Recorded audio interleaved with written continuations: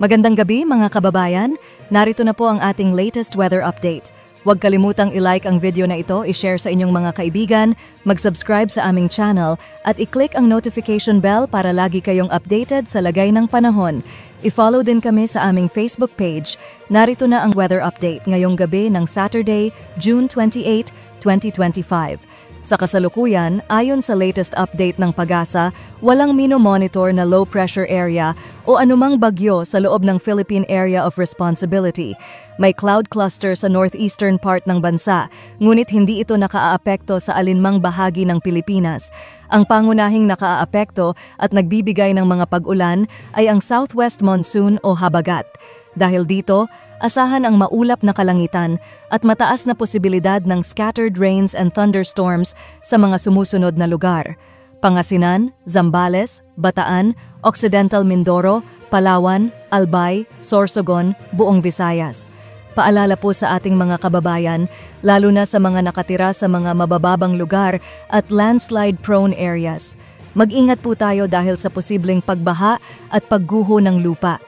Sa natitirang bahagi ng bansa, makaasa tayo ng generally fair weather, ngunit posible pa rin ang mga pag-ulan dulot ng localized thunderstorms. Ano nga ba ang southwest monsoon o habagat? Taon-taon, mula June hanggang September, nakaaapekto sa ating bansa ang hanging nagmumula sa Timog Kanluran. Tinatawag itong southwest monsoon o habagat.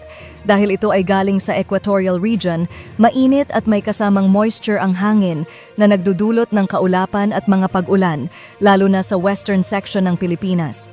May mga pagkakataon ding na-enhance ang epekto ng habagat kapag may bagyo sa northeastern part ng bansa.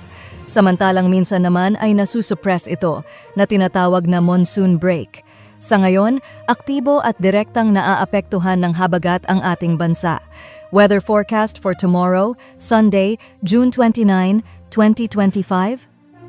Metro Manila, maulap ang kalangitan at mataas ang posibilidad ng mga pag-ulan. Western sections of Central and Southern Luzon, kasama ang Legazpi, maulap din at mataas ang tsansa ng ulan.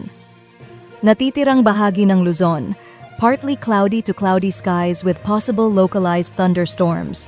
Temperature forecast, sa Metro Manila, inaasahan ang temperatura na mula 24 hanggang 32 degrees Celsius, habang sa Baguio City ay malamig na nasa pagitan ng 16 hanggang 24 degrees Celsius. Sa Tuguegarao ay posibleng umabot mula 24 hanggang 35 degrees Celsius.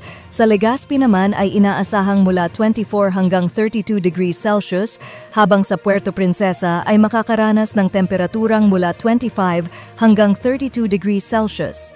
Sa Cebu, inaasahang bahagyang maalinsangan na may temperatura mula 26 hanggang 31 degrees Celsius.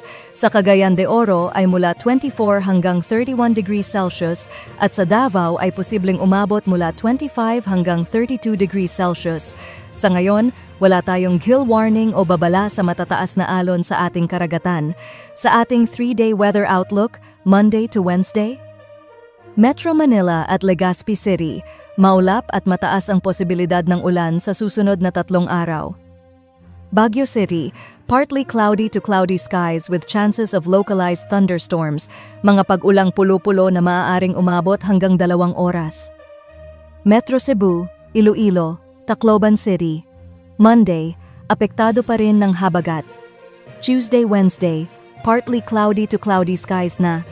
Exception, sa Iloilo, maulap pa rin sa Tuesday, babalik sa partly cloudy sa Wednesday. Mindanao, Metro Davao, Cagayan de Oro, Zamboanga. Davao at Cagayan de Oro, mababa ang tsansa ng ulan. Kung may kailangang ipagawa sa bubong o linisin sa drainage, ngayon na ang tamang panahon. Zamboanga, apektado ng habagat sa Monday, partly cloudy to cloudy skies na mula Tuesday. At iyan po ang kabuuan ng ating weather update.